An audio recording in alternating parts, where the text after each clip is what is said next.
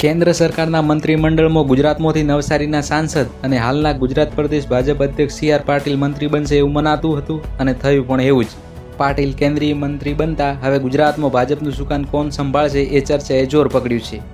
ગુજરાતમાં નવા પ્રદેશ અધ્યક્ષની નિમણૂક ન થાય ત્યાં સુધી કાર્યકારી પ્રદેશ અધ્યક્ષ નિમાઈ શકે છે. આ માટે હાલના ગુજરાત ભાજપના મહામંત્રી અને પૂર્વ ગૃહ રાજ્યમંત્રી રજની પટેલને સૂચના અપાઈ હોવાનું મનાય છે.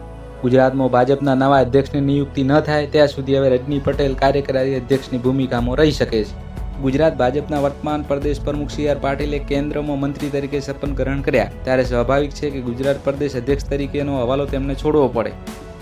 આમ પણ તેમની ટર્મ તો પૂરી થઈ જ છે, પરંતુ વધારાનું 1 વર્ષનું આપવામાં આવેલું એક્સટેન્શન પણ પૂરતાના આરે છે. ત્યારે તેમના સ્થાને નવા પ્રદેશ અધ્યક્ષ તરીકે અનેક નામ ચર્ચાઓમાં આવવા લાગ્યા છે. અત્યાર સુધીનો ભાજપનો મોટા ભાગનો ઇતિહાસ એમ કહી રહ્યો છે કે જ્યારે પણ પાટીદાર મુખ્યમંત્રી હોય તેવા સંજોગોમાં ક્ષત્રિય સમાજમાંથી પ્રદેશ અધ્યક્ષ નિયુક્ત કરવામાં આવે છે.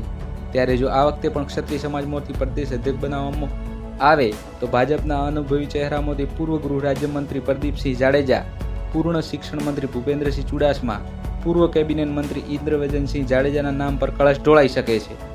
જો પ્રદેશ પ્રમુખ તરીકે OBC સમાજ અંગે વિચારણા કરવામાં આવતી હોય તો વિધાનસભાના હાલના અધ્યક્ષ શંકરભાઈ ચૌધરી, રાજ્યકક્ષાના મંત્રી જગદીશ વિશ્વકર્મા, વડોદરાના પૂર્વ મેયર ભરત ડાંગર અથવા તો OBC મોરચાના પૂર્વ અધ્યક્ષ દિનેશ અનાવાડિયા નામ પર કળશ ઢોળાઈ શકે છે.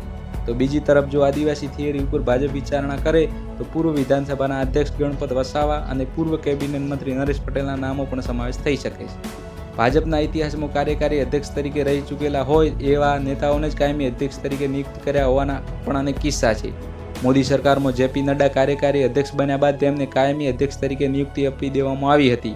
ગુજરાતમાં પણ કેશુભાઈ પટેલ સરકાર સમયે ભાવનગરના રાજેન્દ્રસિંહ રાણાને કાર્યકારી અધ્યક્ષ બનાવ્યા બાદ કાયમી અધ્યક્ષ તરીકે નિમણૂક આપવામાં આવી હતી.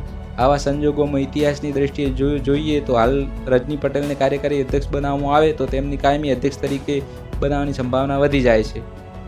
જો ભાજપના ઇતિહાસની દ્રષ્ટિએ જોઈએ તો કાર્યકારી પ્રદેશ પ્રમુખને કાયમી પ્રદેશ પ્રમુખ બનાવે છે અને એવા કિસ્સામાં જો રજની પટેલની સંભવિત કાર્યકારી અધ્યક્ષમાંથી કાયમી અધ્યક્ષ પદની પસંદગી કરવામાં આવે તો ભાજપના પ્રદેશ અધ્યક્ષ અને મુખ્યમંત્રી બંને પાટીદાર સમાજના થઈ શકે છે. આવા સંજોગોમાં એક જ જ્ઞાતિ બંને ટોચના નેતા ન રાખીને કાં તો પ્રદેશ અધ્યક્ષ તરીકે અથવા તો મુખ્યમંત્રી એમ બંનેમાંથી કોઈ પણ એક નેતા માટે ભાજપ અલગ જ્ઞાતિ સમીકરણ સેટ કરી શકે છે કે કેમ તે સવાલ ઊભા થાય છે. રજની પટેલ બહુચરાજીના પૂર્વ ધારાસભ્ય છે અને આનંદીબેન પટેલની સરકારમાં 22 મે 2014થી 7 ઓગસ્ટ 2016 સુધી ગૃહ રાજ્યમંત્રી રહી ચૂકેલા છે. વર્ષ 2017ની ચૂંટણીમાં જ્યારે પાટીદાર આંદોલન ઉગ્ર બન્યું હતું તે સમયે પૂર્વ ગૃહ રાજ્યમંત્રી રજની પટેલ પોતાના મત વિસ્તાર બેચરાજીમાં હાર્યા હતા. પ્રદેશ પ્રમુખ માટે રજની પટેલ કેમ ફિટ બેસે છે તેની વાત કરીએ તો તેઓ તેમને સંગઠનની કામગીરીનો અનુભવ છે. કડવા પાટીદાર નેતા છે, નિર્વિવાદ ચહેરો છે અને નમ્ર વ્યક્તિત્વ ધરાવે છે. ઉપરાંત ઉત્તર ગુજરાતમાં ભાજપનો મોટો ચહેરો પણ છે.